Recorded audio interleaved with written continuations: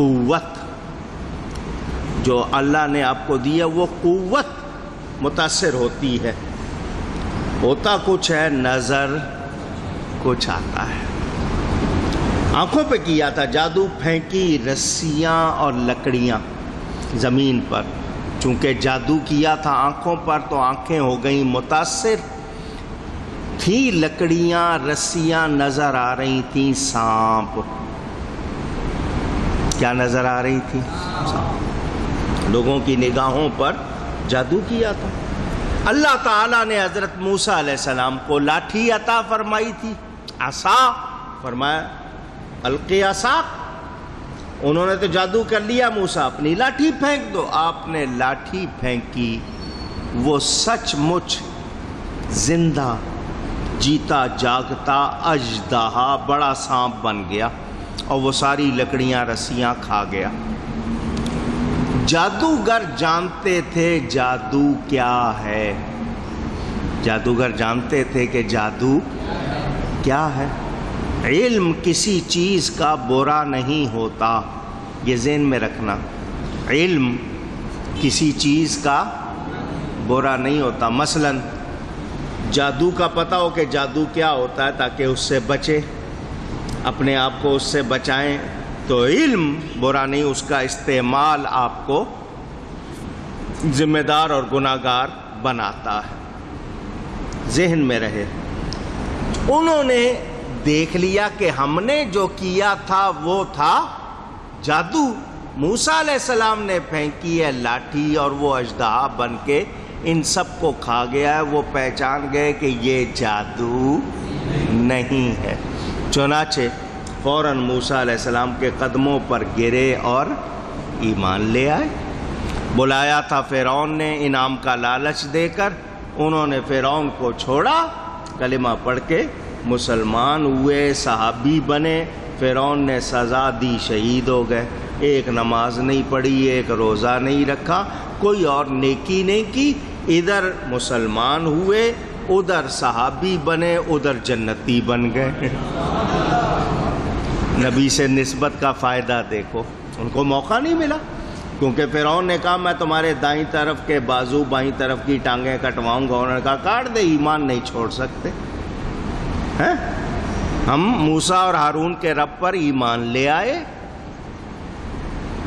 اب ہم مسلمان ہو گئے، تو ٹائم بھی نہیں لگا، ادھر مسلمان ہوئے، مسلمان ہوتے ہی نبی کے بنے صحابی، ادھر سزا ملی، شہید ہو گئے، سیدھا نبی سے تعلق کا فائدہ دے۔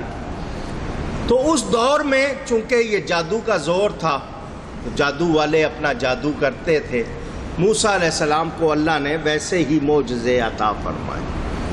عرب میں زبان کا بہت زیادہ دعویٰ تھا کہ ہم عربی ہیں، باقی ہمارے سامنے عجمی یعنی گونگے، ہمارے سامنے کوئی بول نہیں سکتا، بات نہیں کر سکتا، کسی کی ہمت نہیں ہے۔ عرب والوں کے دعوے تھے، اپنی شاعری کے حوالے سے وہ کہتے تھے ہم ایسا کلام لکھتے ہیں کوئی جواب نہیں لا سکتا۔ اللہ نے نبی کو قرآن دیا کہ یہ دیکھو تمہیں زبان کا بہت دعویٰ ہے نا، عربی آتی ہے نا، یہ دیکھ لو، تو میرے نبی پاک کا سب سے بڑا معجزہ قرآن کیا ہے؟ اونچی اعلیٰ حضرت فرماتے ہیں میرے نبی کے سامنے ان سب کی بولتیاں بند ہو گئی۔ فرماتے ہیں تیرے آگے یوں ہیں دبے لچے فصحا عرب کے بڑے بڑے،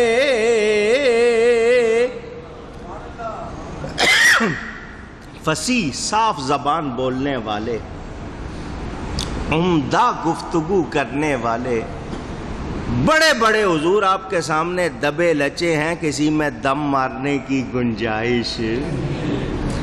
تیرے آگے یوں ہیں دبے لچے فصحا عرب کے بڑے بڑے، کوئی جان منہ میں زبان نہیں بلکہ جسم میں جان نہیں. اللہ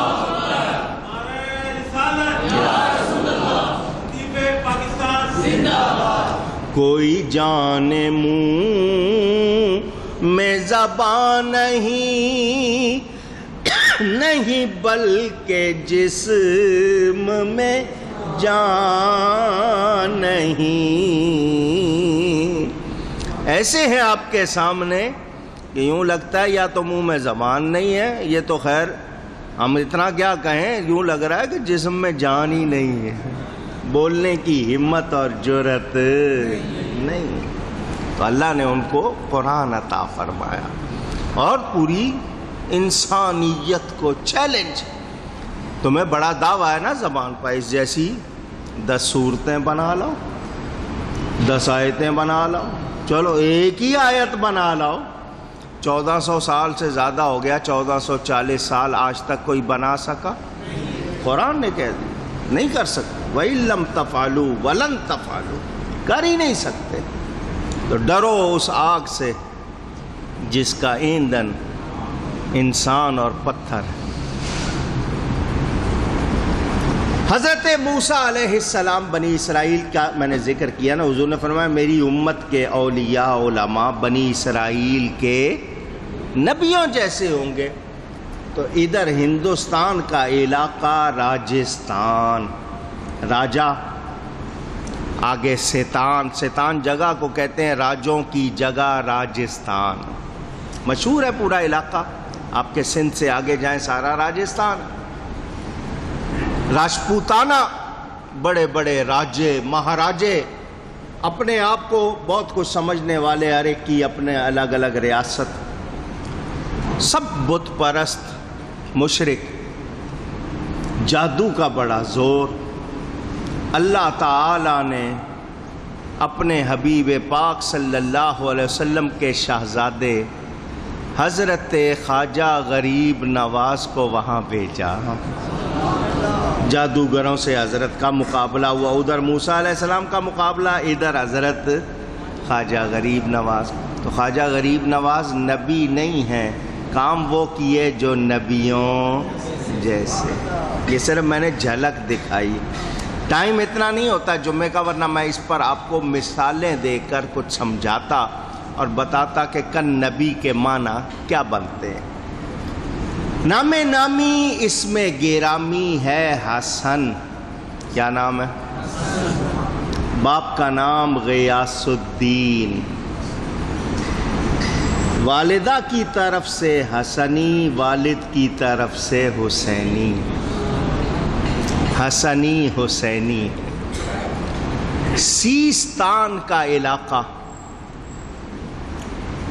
سینٹرل ایشیا, یہ چھوٹے چھوٹے ملک سمجھ لیں اس زمانے کے. اس میں سجز, جس کو کچھ لوگ سنجر پڑھتے ہیں, اصل لفظ کیا ہے؟ سجز. وہاں آپ کی ولادت ہوئی. حضور اکرم صلی اللہ علیہ وسلم کے پردہ فرمانے کے تقریباً 550 سال کے بعد, 500 550 اس کے درمیان کا زمانہ. چھوٹی عمر تھی کہ والد کا سایہ سر سے اٹھ گیا. یہ اللہ والوں کے ہاں یہ بھی ہے, ان کو مشکلات سے مرحلوں سے گزارا جاتا ہے. آگے ان سے اللہ تعالیٰ نے جو کام لینا ہے, جو ان سے کام کروانا ہے, اس کے لیے یہ مرحلے. باغ ایک تھا پھلوں کا, وہ ورثے میں ملا تھا, باپ کی جائیداد. اس باغ کی کھیتی باڑی کرنا, پانی دینا, نگرانی کرنا, سنبھالنا, پھل اس کا بیچ کر اس سے گزارا ہوتا تھا. تعلیم اس دوران جتنی پڑھ سکتے تھے وہ بھی پڑھ رہے تھے. کتابوں کے مطابق حضرت ابراہیم قندوزی رحمت اللہ علیہ مجذوب بزرگ تھے. وہ کسی دن اچانک اس باغ میں آ گئے. اللہ والوں کی اولاد ہے، تربیت ہے، اثر ہوتا ہے. حضرت خواجہ صاحب نے دیکھا اللہ والا ہے تو پھلوں کا ایک خوشہ گچھا ان کی خدمت میں ہدیہ پیش کیا. تربیت ہو، ماں باپ کی طرف سے پہچان ہو تو یہ ایسی باتیں ہوتی ہیں. سکھایا جاتا ہے بڑوں کا ادب کرنا، نیکوں کی خدمت کرنا. ان بزرگ نے، آنکھ والے ہوتے ہیں اللہ والے، دیکھ لیا کہ یہ شہزادہ ہے، یہ اس باغ کے لیے نہیں ہے، یہ تو باغ عالم کے لیے ہے، دنیا بھر کے باغ کے لیے ہے، یہ صرف اس باغ کے لیے نہیں ہے. انہوں نے جو اپنا چھوٹی سی گٹھری اٹھا رکھی تھی، جس کو پوٹلی کہہ لو، گدڑی کہہ لو، اس میں سے روٹی کا ایک سوکھا ٹکڑا نکالا، وہ دیا. تم نے مجھے پھلوں کا گچھا دیا، یہ لو. بزرگوں کا تبرک. روٹی آپ کے گھر میں بھی ہے، میرے گھر میں بھی ہے، مگر اللہ والوں سے تعلق ہو جائے، کسی نیک پاک کا ہاتھ لگ جائے، کیا بن جاتا ہے؟ تبرک. اس کی برکت میں اضافہ ہو جاتا ہے، اس لیے اس کو کیا کہتے ہیں؟ تبرک. اللہ کی نعمت ہے، نسبت اور زیادہ ہو گئی تو اس میں برکت اور زیادہ ہو گئی، اس کو ہم کہتے ہیں تبرک. مٹھائی لائے ہیں لیکن اللہ کا کلام پڑھ لیا، اس پر فاتحہ پڑھ لیا، برکت اور زیادہ ہو گئی تو اب کیا ہو گیا؟ تبرک. وہ دیا آپ نے، وہ منہ میں رکھا، اس کے منہ میں رکھنے سے دنیا بدل گئی. دل اب باغ میں نہیں لگ رہا. والدہ سے اجازت لی اور ما وراء النہر، یہ علاقہ سینٹرل ایشیا، آپ کو شاید یہ بات معلوم ہو یا نہ ہو. حدیث کی 6 مشہور کتابیں جن کو صحاح ستہ کہتے ہیں، بڑی مشہور ہیں: مسلم، بخاری، ترمذی، ابو داؤد، ابن ماجہ اور نسائی. یہ 6 کتابیں بڑی مشہور، ان کو صحاح ستہ کا. ان کے مرتب کرنے والے جنہوں نے ان کو ترتیب دیا، یہ سب اسی علاقے کے ہیں جس کو آپ سینٹرل ایشیا کہتے ہیں. نیشاپور وغیرہ، ترمذی کہلائے، اسی طرح نیشاپور کے نیشاپوری کہلائے، بخارا کے بخاری کہلائے، سجستان ابو داؤد کے حوالے سے، یہ سارے اسی علاقے کے ہیں، قزوین وغیرہ. تو یہ علاقہ علماء کا مرکز، جن کی مادری زبان بھی عربی نہیں تھی، ماں کی زبان ان کی عربی نہیں تھی، اپنے علاقوں کی تھی، مگر وہ اس وقت پوری دنیا اسلام میں مانے جاتے ہیں. وہ لوگ کہتے ہیں جی علماء صرف عرب میں ہوئے، تو یہ سارے کون تھے؟ نبی کا دین تو پوری دنیا میں پھیلا ہے. اندلس میں کتنے بڑے بڑے علماء ہوئے، علامہ ابن عبد البر، امام قاضی ایاز وغیرہ، اٹھائیں تذکرے پڑھیں. پوری دنیا میں جہاں جہاں بھی نبی کا دین پہنچا علماء ہوئے، ان میں بڑے بڑے نام والے.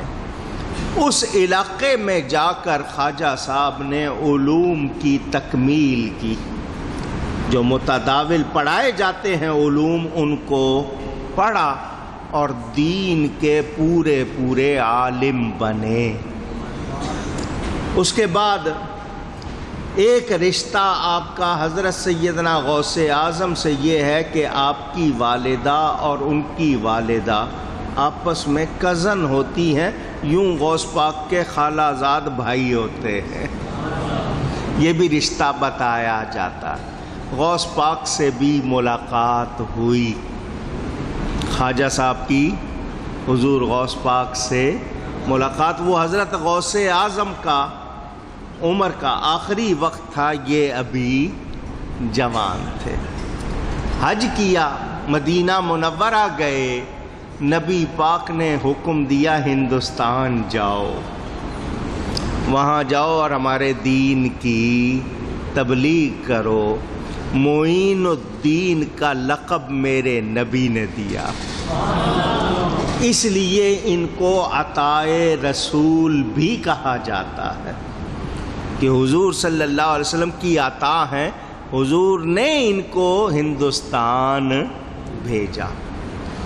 میری معلومات صحیح ہے تو، اور اگر اس میں کوئی فرق ہے کوئی تحقیق کرے، میری معلومات کے مطابق مدینہ منورہ سے اجمیر تک پیدل آئے ہیں۔ کہیں پہاڑ ہیں، کہیں دریا ہیں، نہریں ہیں، کیسی کیسی گھاٹیاں سفر کر کے آنا مجاہدہ ہے، وہاں سے سفر کر کے آئے۔ آپ کے مرشد گرامی، ایک لفظ ہے مرشد، ایک لفظ ہے مرشد، دونوں میں فرق ہے، زیر زبر سے معنی بدل جاتا ہے۔ ایک ہے منور، ایک ہے منور، زیر زبر سے معنی بدل جاتا ہے۔ منور اللہ ہے، نور دینے والا، منور بندے ہیں جو نور جن کو ملا ہے۔ مرشد راہ دکھانے والا، مرشد جس نے راہ دیکھی ہے، جس کو راہ دکھائی گئی ہے، معنی میں فرق۔ یہ اس لیے بتا رہا ہوں، کچھ لوگ کہتے ہیں جی میرا مرشد ہے، تو مرشد تو تم ہو، وہ تو مرشد ہے تمہیں راہ دکھانے۔ آپ کے پیر و مرشد حضرت سیدنا خواجہ عثمان ہرونی، کچھ لوگ ہارونی کہتے ہیں، جگہ کا نام تھا ہرون۔ کیا نام؟ اونچی گئے تو اس کی وجہ سے ہرونی ہیں، کچھ لوگ ہارونی کہہ لیتے ہیں، تو وہ جگہ کی نسبت ہے۔ ان کے پاس پہنچے مریدوں نے۔ آج کل پیری مریدی کو لوگوں نے رسم سمجھا ہوا ہے۔ آئے، انہوں نے کلمے پڑھائے، بس پڑھ لیے اور سمجھ لیا کہ جی ہم مرید ہو گئے۔ مرید ہونا کیا ہوتا ہے، پیر کیا ہوتا ہے، کائے کے لیے مرید ہوتے ہیں، بیعت کے معنی کیا ہے، اکثر کو معلوم نہیں، رسم بنی ہوئی ہے۔ شیطان سے بچنے کے لیے، صحیح راستے پہ چلنے کے لیے مرشد پکڑا جاتا ہے کہ وہ رہنمائی کرے تاکہ دین پر صحیح عمل ہو اور شیطان کے شر سے بچے۔ کیونکہ شیطان نے جب کہا تھا نا میں سب کو گمراہ کروں گا، تو اللہ نے فرمایا تھا جو میرے مخلص بندے ہیں ان پر تیرا زور نہیں چلے گا۔ تو ان مخلص بندوں کا دامن اسی لیے پکڑ لیتے ہیں کہ شیطان کا ہم پہ زور نہ چلے۔ اور آج کے دور میں دین اسی کا محفوظ ہے جس کا تعلق کسی اللہ والے سے ہے، سچے سے ہے، اسی کا دین بچا ہوا ہے، ورنہ جو حال ہے وہ آپ کے سامنے، لوگ کس طرح بہک رہے ہیں کیونکہ ان کے پاس کوئی مرشد نہیں ہے۔ تو حضرت سیدنا خواجہ غریب نواز مرشد کے پاس پہنچے، وہ مرشد بھی کامل تھے، ادھر یہ مرید بھی کامل۔ مرید کہتے ہیں چاہنے والے کو، کس کو کہتے ہیں؟ چاہنے والا، ارادے سے ہے نا۔ تو جب آپ مرید ہو گئے تو اب جو پیر کا ارادہ ہے وہ آپ کا ارادہ ہے، آپ کا ارادہ اس میں گم ہو گیا۔ بیعت کے معنی بک جانا، خود کو اللہ کی رضا کے لیے بیچ دینا۔ مرشد کے پاس گئے، انہوں نے فرمایا پڑھنے کے لیے، وظیفہ دیا کہ یہ پڑھو۔ جب پڑھ لیا تو مرشد نے کہا بولو کیا نظر آتا ہے؟ فرمایا آسمانوں کو دیکھ رہا ہوں، زمین کی گہرائیاں دیکھ رہا ہوں۔ انہوں نے اسی وقت کہا کچھ اور پڑھو، یہ تھوڑی سی دیر کی بات ہے، یہ نہیں کہ کوئی ہفتہ مہینہ، چونکہ انہوں نے دیکھ لیا تھا بندہ تیار ہے، پہلے سے پیدائشی طور پر کمالات ہیں، صرف رنگ چڑھانا ہے۔ دوبارہ پڑھنے کے بعد پوچھا اب کیا حال ہے؟ فرمایا عرش دیکھ رہا ہوں، اللہ کا عرش دیکھ رہا ہوں، یعنی تھوڑی سی دیر میں ساری منزلیں طے ہو گئیں۔ اندازہ کر لو، ہم جب رسول اللہ کے غلاموں کی بصیرت روحانیت کو نہیں پہنچ سکتے، نبی پاک کے کمالات کو کہاں پہنچ سکتے؟ کوئی اندازہ ہو سکتا نہیں۔ میرے نبی پاک صلی اللہ علیہ وسلم کے کمالات، ان کی شان کا کوئی بھی دعویٰ نہیں کر سکتا کہ وہ پوری جانتا ہے، سوائے اللہ کے جس نے دی ہے وہی جانتا ہے۔ حضرت نے 2 انگلیوں کے درمیان دیکھنے کو کہا، فرمایا بتاؤ 2 انگلیوں کے درمیان کیا نظر آ رہا ہے؟